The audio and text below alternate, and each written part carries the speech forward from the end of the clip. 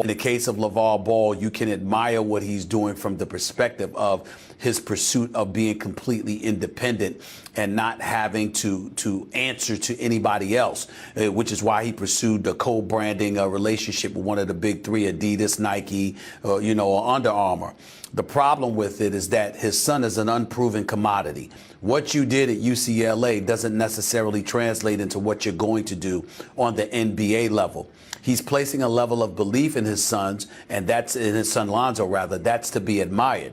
The problem is belief is one thing. Factual evidence to validate what he brings to the table, particularly on the NBA level, remains to be seen. It's almost like Lavar is wheeling the cart before the horse and expecting and anticipating that, we deserve this now, because this is what we're going to do. He's betting on his son, but in the process, I don't think he's smart in the manner in which he's going about it, because again, everybody answers to somebody. I say this often, Max. You go to school to get an education. You get an education to get a good career. You're looking for a good career so you can make good money.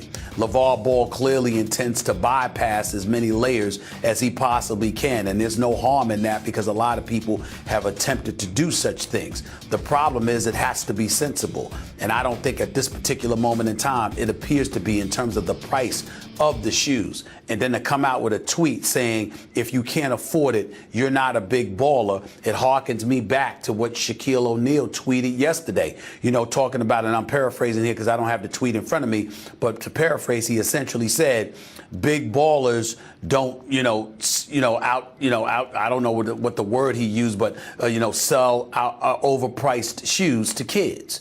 And, Michael Jordan and others, some would argue they may have done that, but this is to the extreme. And to come out with a tweet saying to folks that you're not a big baller if you can't afford it, you've done alienated more than 90% of the population, because you basically said to them, you ain't worth a damn because you can't afford my shoe. That's not exactly the way to ingratiate yourself to potential patrons that you want to buy your product. It's just not a smart thing that he did. I don't like the way he's handling it at all, and I think ultimately a lot of folks are not going to like it either, and they're going to take it out on his son.